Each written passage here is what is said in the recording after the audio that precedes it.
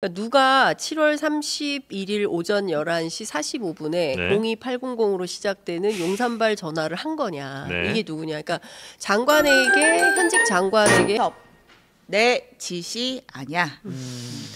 지금 5월 초에 최상병 특검 처리 여부가 주목이 네. 되고 있는데 그 이종섭 전 대사가 어제 변호인을 통해서 입장문을 냈어요. 음. 그 경찰에 넘어갔던 기록, 그러니까 우리가 이제 사건 다시 이제 가지고 오겠다라고 하면서 기록 회수를 여태까지는 지시한 것으로 알려졌었는데 내 지시가 아니었다라는 새로운 이제 입장을 바꾼 거죠. 네, 그러면서 이제 특검이 아니라 공수처에서 신속하게 조사해달라 이런 입장을 내놨습니다. 그러니까 이제 수사 외압이 있냐 없냐를 이제 판가름할 때 제일 이제 중요한 것 중에 핵심이죠. 하나가 예. 사건 기록은 이제 회수했는데 그걸 누가 시켰냐는 거잖아요. 그러니까 이첩 보류를 지시하면서 네. 사건 기록도 가져와라고 네. 해서 이게 외압 의혹의 두 가지 핵심인데 그동안은 이종섭 전 장관이 요걸 이제 시킨 걸로 좀 알려졌었다가 예. 그게 아니라고 아니다. 이제 내 지시가 아니다. 그러니까 이첩 보류는 예. 내가 한 게 맞다. 예. 그런데 자료를 회수하도록 한 것까지는 나도 나중에 보고받았다. 이렇게. 예. 그러니까 요거는 그러면 누가 이 사건 기록을 회수할 수 있는 뭐 권한이 있다고 할까요? 그 누가 시키거나 할 수 있는 겁니까? 만약 이 장관이 아니라면. 그건 수사를 통해 밝혀져야겠죠. 근데 그게 중요한 대목일 수 있는데, 네. 근데 뭐 글쎄요. 이첩 보류를 했으니 어떻게 보면 이제 국방부 검찰단에서는 당연히 네. 이첩 보류를 하라고 장관 시켰으니 당연히 그럼 기록이 가면 안 되니까 회수할 수 있는 거죠. 그러니까 그게 꼭 장관이 그것까지 시키지 않더라도 밑에서는 제가 볼 때는 이첩 보류 지시와 어떻게 보면 그거 두 개는 맞물려 있는 게 아닌가 싶긴 합니다. 저는 개인적으로. 근데 그게 이제 글쎄요. 이제 어떤 사법적으로 이것을 예. 판단할 때 얼마만큼 중요성이 있는지는 잘 모르겠으나 네. 전 그것이 두 개가 분리되나 이런 생각이 들긴 하더라고요. 예. 일단 그러니까 이 사건에서 굉장히 중요한 그 주요 정말 핵심 피의자가 누구냐면 이종섭 장관인데요. 네. 그러니까 누가 7월 31일 오전 11시 45분에 네. 02800으로 시작되는 용산발 전화를 한 거냐. 네. 이게 누구냐. 그러니까 장관에게 현직 장관에게 전화할 수 있는 사람이 3명이에요. 그렇죠? 대통령, 네. 비서실장, 네. 안보실장. 국감부. 네, 3명인 거예요. 딱 추려지네요. 예, 그렇죠. 네. 셋 중에 하나인 거예요. 자, 그럼 누구냐 이거를 밝혀야 되는 거예요. 그런데 이것은 검찰이나 지금 공수처에서 수사가 잘 안 되고, 그리고 민주당이 낸 특검법에는 대통령이 수사 대상으로 포함이 되어 있기 때문에 네. 이 부분은 수사가 필요한 거예요.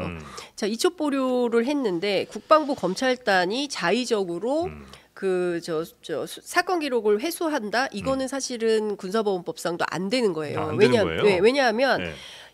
군내에서, 그러니까 이해람 중사 사건 이후에 군내에서 벌어진 두 가지 사건. 첫 번째가 사망 사건이에요. 네. 이 사망 사건, 그 다음에 이제 성폭행이나 뭐 이런 성 관련된 사건, 네. 이 두 가지 사건에 대해서는 무조건 경찰로 넘겨야 되는 거예요. 예.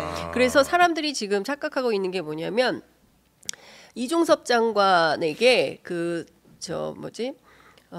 결재를 받은 게 이 어떤 그 수사 보고서에 대한 결재를 했다라고 네. 알려져 있는데 실제로 이 수사 보고서는 이게 그 당시에 그 해병대 사령부에서 그러니까 해병대 그 수사단에서 네. 했던 그 내용을 이게 정확한 수사 기록이라고 할 수는 없는 거예요. 그러니까 실제 중요한 수사는 경찰에서 시작이 되는데 일단 이러이러한 일이 발생했고 이러이러한 문제가 있어서 이러이러한 사람들을 주요 관계인으로 해서 사실은 그 조사가 필요합니다라고 해서 일종의 최초 기록을 이제 정리를 해놓은 군에서 문건에 체험으로 이제 그렇죠. 조사한 거를 그렇죠. 경찰에 넘기는 거죠. 그렇죠. 그러니까 네. 이것만 가지고 다 했다고 볼 수는 없고 예. 요거를 토대로 해서 직접적인 수사는 경북경찰청이 했어야 됐어요. 예. 그렇기 때문에 이쪽으로 간 것을 국방부 검찰단이 가져가서는 안 돼요. 왜냐하면 국방부 검찰단은 개통에 있지 않은 거예요. 그러니까 국방부 검찰단이 나설 일이 절대로 아닙니다. 네네. 그런데 국방부 검찰단이 경북경찰청으로 가 있는 갖고 와. 그거를 니네 가져와라고 하고 네. 이걸 또 순순히 내줘요. 또 경북경찰청은. 왜냐하면 국방부 검찰단이 내놓으라고 하니까 이거 큰일 나겠구나 했으니까 얼른 또 갖다 줍니다. 이것도 문제예요. 만약에 갖다 주더라도 뭐 그것도 예를 들면 불법이에요. 협조문을 보낸다든지 그렇죠. 뭐 이미 왜냐면 이첩이 됐기 때문에 네. 그 네. 절차를 밟아서 그것도 돌려줘야 문제예요. 되는데 그러니까 절차도 중요한 포인트는 이 사건을 반드시 특검을 해야 되는 이유는 네. 절차적 위반이 너무 많아요. 예, 법률 위반한 흔적이 너무 많은 거예요. 그러니까 그리고 더 중요한 포인트는 그럼 누가 국방부 검찰단의 수사 그 사건 기록을 회수하라고 명령을 했냐. 했느냐. 이게 중요한데 네. 예컨대 국방부 장관 자기가 아니라고 그랬어요. 그동안은 알려지기를 이종섭 장관이 했겠지라고 생각을 했고 그에 대해서 별로 본인이 얘기 없었는데 내 지시가 아니다라고 밝혔다는 것은 그럼 여기서부터는 복잡해지는 겁니다. 그럼 누가 했어? 비서실장이 했어? 안보실장이 했어? 혹여라도 안보실의 누군가가 국방부 검찰단으로 연락해서 그 사건 기록도 회수하세요 라고 해서 국방부의 뭐 군사보좌관이 됐든 누가 됐든 뭐 그 관계인들이 이와 관련된 개입을 했다고 한다면 이거 다 처벌 대상입니다. 네. 장관을 보통 심각한 문제가 통하지 아니에요. 않고도 할 수도 있고. 그랬다면 더 문제죠. 그랬다면 더 문제고. 그렇죠. 이 문제가 굉장히 복잡한 게 뭐냐면 지금 굉장히 중요한 질을 하셨는데 네.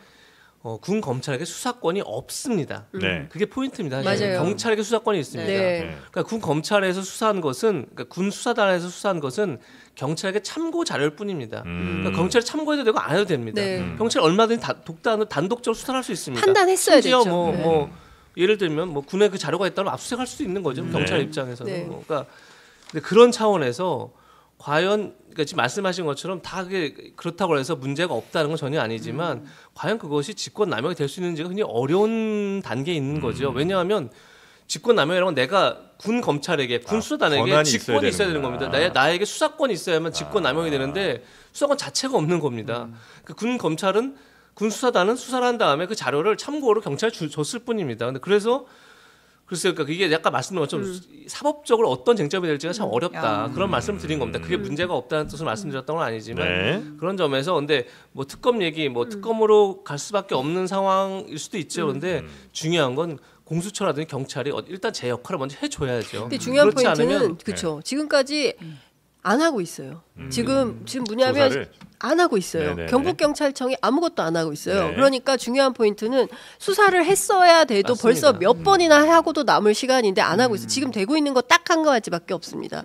최상병 사건과 관련해서 네. 되고 있는 것은 박정훈 박정훈 대령 항명 사건 재판만 진행 중이에요. 그리고 그 외에 일체 돌아가지가 않고 있어요. 그러니까 네네. 지금 중요한 것은 경북경찰청 왜 조사 안 하냐, 왜 수사 안 하냐, 그리고 관련돼서 뭐 여러 가지 고소고발 사건이 굉장히 많이 있어요. 그 사건도 수사를 해야 되는 거고 공수처도 마찬가지입니다. 네. 그러니까 지금 사실상 업무 해태 비슷하게 하고 있는 것이죠. 이거 매우 심각한 문제입니다. 네. 그러면 이제 어쨌든 최상병 특검법이 통과가 될 거 아니에요. 대통령이 거부권을 행사할 거라고. 근데 그것도 잘 봐야 예. 되는데, 자 민주당에서는 5월 3일 날 이거 표결을 하겠다는 예. 입장이에요. 네네네. 근데 어쨌든 여당의 협조가 좀 필요한 건데 예. 여당이 지금 일정이 안 잡히고 있고 지금 김진표 의장 해외 순방 돌아왔는지는 모르겠지만 또 해외 순방을 갔어요. 진주표 네, 이분이 와야 돼요. 한국에 예. 와서 이분이 어떻게 할 건지 조율을 중요한 해. 겁니다. 의장은 국회의장이 국내 굉장히 세계 중요해요. 아니, 대통령보다 더 많이 나가시는 것 같아요. 그거 확실한 그건 모르겠습니다. 하여튼 의장이 또 일단 귀국을 해서 의장이 양쪽을 오라고 해서 만나서 일정을 잡아야 돼요. 네. 그러면 앞서 말씀하신 대로 대통령이 거부권 행사할 가능성이 높다고 한다면 5월 한 달이 굉장히 중요합니다. 그러니까 5월 초반에 한번 해서 표결을 해야 하고 네. 2주 안에 대통령이 거부권을 행사를 하든지 말든지 결정을 해야 되기 때문에 2주 안에 대통령이 뭐 거부권을 행사를 한다면 그러면 5월 말에 반드시 재의결을 해야 되는 겁니다. 그래서 5월이 굉장히 중요하다. 최상병 네. 사건에서. 근데 민주당은 뭐 무조건 이거부터 해결한다는 입장인 거죠? 무조건 아니라 오늘 민주당이 두 가지 중요한 일정을 오늘 아침에 했는데 네. 하나는 양곡관리법 다시 네네네. 또 네. 재의결 절차에 들어갔고요. 또 하나는 세월호 참사 관련된 것도 직회부한다는 입장이에요. 네. 그러니까 민주당은 이제 더 이상 기다릴 수가 없고 빨리 지난 섞어낸다? 총선에서 나온 민의를 받아서 바로 진행한다는 입장인 것 같습니다. 네.